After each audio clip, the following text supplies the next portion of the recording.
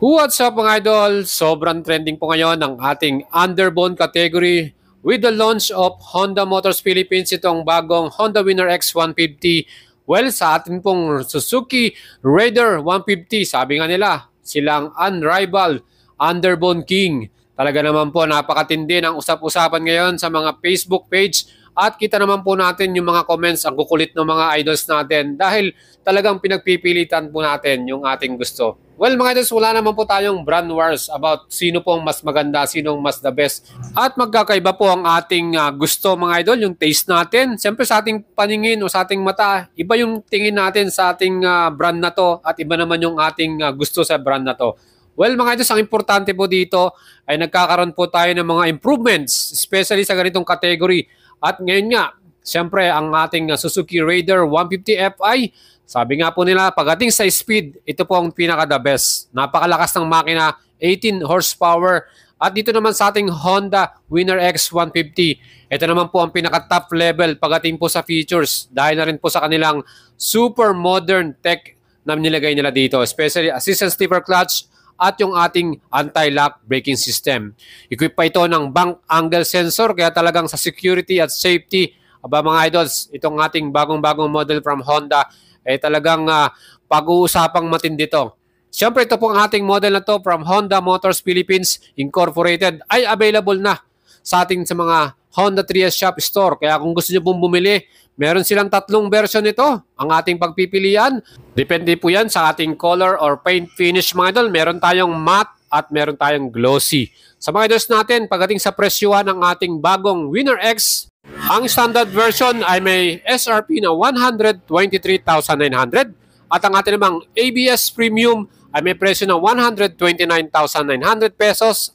Ayan yung ating ABS Racing na may presyo naman na 131,900 pesos. Yan po ang ipiprepare nating amount pag gusto nyo pong bumili ng bagong Honda Winner X na yan. At para naman sa ating Suzuki model, meron tayong Raider R150 carburetor type na may presyo naman na 106,900 pesos. At ngayon meron silang bagong color decals. Siyempre pa yung ating namang Raider 150 fuel injection na may presyo naman ng 119,900 pesos. Yan po yung ating amount para sa ating mga Suzuki model. At syempre yung ating Honda Winner X, pagdating naman po sa ating mga specs and features. Again mga idols, dito natin sila pag-uusapan ano yung pinaka must prepare ninyo. Top level features ba ang inyong magugustuhan o itong ating top power from engine? Syempre itong ating Winner X, meron itong 149cc. Yan po ay 4 valves, single cylinder, double overhead camshaft, yung ating makina dito. At siyempre pa liquid cooling and program fuel injection by Honda. Ganun katindi itong ating makina dito. Yan po ay may 6-speed manual transmission at pwede nyo start to via electric. So yung ating transmission dyan ay 1 down, 5 up. Yung ating bore by stroke, ang sukat 57.3 by 57.8 mm at ang kanyang compression ratio 11.3 by 1. Sa mga idols natin itong ating Honda Winner X, pagdating sa ating max power, yan po ay mayroong total na 15.4 HP at 11.5 kilowatts. Yan po, sa 9,000 RPM yan. Max torque natin dito 13.5 Newton meters at 7,000 RPM naman. Ang ating average top speed para dito, 146 km per hour. Yan po yung kanilang speedo test. Kaya mga idol, at ang lahat ng version ay may equip din na assist and slipper clutch. So yung ating clutch lever ay talagang napakalambot. Very smooth para sa ating takbuhan yan. Well, para naman sa ating Suzuki Raider 150 fuel injection, aba mga idols, pagdating naman po sa ating engine, aba ito ang pinakamalakas sa lahat ng underbone. Ano? At sa mga idols natin na mahilig po sa mga mabilisan at speed, talagang itong the best. Well, ang ating engine specs, 147.3cc, 4-stroke, 4 valves po ito, single cylinder at double overhead camshaft din. Well, para din sa atin, ito po ay liquid cooling din at electronic fuel injection by Suzuki na ating engine. Mga idols, ito po ay meron ding 6-speed manual at pwede natin itong i-start via electric or kickstart. So, meron tayong choices dyan. Ang compression ratio nito ay 11.5 by 1. Ayan ang sukat naman ng kanyang bore by stroke, 62 by 48.8 mm. Yan po ang ating Raider 150 Fi. Mga idols, para naman sa ating max power, total ito 18.2 HP at 10,000 RPM. At yung kanyang total torque, ang lakas din po nito, Yan po ay may 13.8 Newton meters at 8,500 RPM. Ganun kalakas po ang ating Raider R150. Subok na yan. Ang tagal na rin nating model ito. Talagang yun nga, ang ating top speed dito, ang kanilang speedo test, 150 km per hour. Siyempre, may mga nag-claim na mas mataas pa yan hanggang 160. No? Well, para sa akin, takbong pogi lang talaga ako dito. Kaya mga idols, yan po ang ating Honda Winner X naman. Pagdating sa ating chassis, ang pro suspension nito ay naka-telescopic forks. Yan po, lahat po ng model niyan, telescopic. At sa likuran naman, yan po ay naka-monoshock via swing arm. So itong ating brand na ginagamit sa Honda ay Showa brand po yan. Japanese brand. Pagdating sa performance, quality ang handling natin dito. Siyempre, pagdating naman sa ating suspension para dito sa ating Suzuki Raider R150 fuel injection, naka-front telescopic forks din tayo, yung ating harapan na suspension. At sa ating rear, yan din po ay naka-monoshock via swing arm. At Showa brand din po ang kanilang ginamit dito. Kaya ang handling at yung ating maneuverability ay talagang perfect para dito sa ating Raider R150 na to. Mga idols, itong ating Suzuki Raider, pagdating naman po sa ating stopping power, yan po ay naka-front brake na wavy disc at 2-piston po ang ating caliper na nilagay dyan. Yan po ay walang equipped na ABS. Pagdating naman sa ating likuran, yan din po ay naka-wavy disc din, 1-piston caliper. At syempre, wala rin pong equipped na ABS itong ating Raider R150 fuel injection. Well, para naman sa ating Winner X, yan po, meron tayong version na merong single channel ABS at yung ating wavy disc na yan, 1 piston lamang nilagay nila dito at Nissin caliper yan, another Japanese brand. Yun pong ating front brake. Para naman sa ating rear brake, wavy disc din with 1 piston Nissin caliper. Ang ating pinakalikuran na brake, siyempre wala pong ABS, single channel lang po, yung ating harapan lang ang may ABS natin. So itong ating mga sukat naman ng gulong, yung ating front tire, 9080 by 17 inch, yung ating tubeless, at sa likuran naman, 12070 by 17 inch, tubeless din to. So mas wider po ang mga tires ng ating Honda Winner X na to. Sa ating namang wheelbase, 1278 mm ang kanyang pinaka-total na sukat niyan. At sa atin namang ground clearance, yan po merong sukat din na 151 mm mga idols. Siyempre pa, pagdating sa ating total weight, yan po yung curb weight kasama na ang gas at yung ating oil. Ang kanyang total ay 122 kilograms naman mga idol. Of course, sa atin namang Raider R150 fuel injection, ang ating sukat ng front tire 7090 by 17. Slim po ang mga gulong natin dito. Sa likuran naman, ang sukat natin dyan na gulong ay 80-90 by 17 inch. Parang tubeless yan at naka-mag wheels din tayo dito ng 10 spoke at yan po ay different color. Depende po sa ating mga napipiling version. Siyempre itong ating Raider R150, mga idols, meron tayo ding sukat na wheelbase 1280 mm. So mas malaki pa na ng konti ito, yung ating Raider R150 sa sukat ng wheelbase. Ground clearance naman 150 mm. Halos same lang din sila ng Honda na 151. At syempre, pagdating naman sa ating weight, pinakamagaan po ito ang ating underbow na to. Yan po ay may 109 kilograms. Dry weight po ito. Ibig sabihin, hindi pa kasama ang gas at yung kanyang oil.